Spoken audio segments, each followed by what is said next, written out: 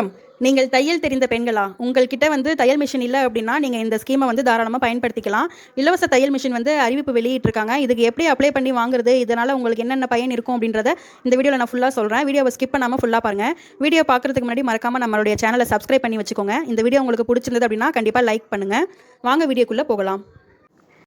தையல் கலை தெரிந்த பெண்கள் மற்றும் 18 வகையான பாரம்பரிய தொழில்களில் ஈடுபவர்களை ஊக்குவிக்கவே இந்த திட்டம் கொண்டுவரப்பட்டுள்ளது.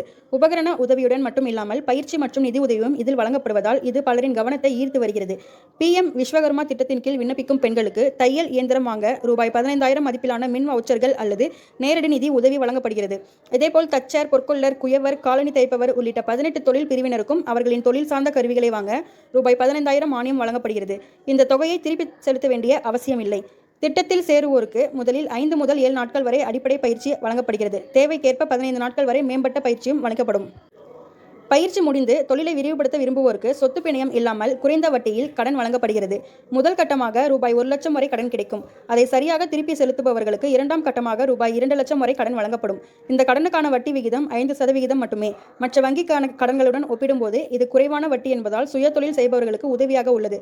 யாரெல்லாம் விண்ணப்பிக்கலாம் அப்படின்னு பார்த்தீங்கன்னா, 18 வயது பூர்த்தியடைந்த சுயதொழில் செய்ய விருப்பமுள்ளவர்கள் விண்ணப்பிக்கலாம். குடும்பத்தில் ஒருவர் மட்டுமே திட்டத்தில் கீழ் பயன்பெற முடியும். ஆனால் அரசு பணியில் இருப்பவர்களும் அவர்களின் குடும்பத்தினரும் விண்ணப்பிக்க முடியாது. கடந்த 5 ஆண்டுகளில் PMEGP, PM ஸ்வநிதி, முத்ரா போன்ற திட்டங்களில் கடன் பெற்றவர்கள் சில நிபந்தனைகளுக்கு உட்பட்டவர்கள்.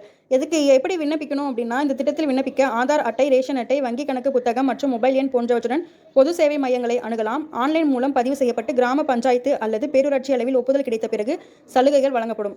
தமிழகத்தில் பல மாவட்டங்களில் இத்திட்டம் குறித்து விழிப்புணர்வு அதிகரித்து வருவதால் தகுதியுள்ளவர்கள் விரைவில் விண்ணப்பிப்பது நல்லது. இத்திட்டத்திற்கு விண்ணப்பிக்க எந்த விதமான கட்டணமும் கிடையாது. பொது சேவை மையங்களில் இதற்காக பதிவுகளை தகுதியுள்ளவர்கள் எளிதில் செய்து கொள்ளலாம். கூடுதல் அதிகார தகவல்களுக்கு இதோடைய வெப்சைட்டை பார்த்து செக் பண்ணிக்கலாம் அப்படின்னு சொல்லியிருக்காங்க.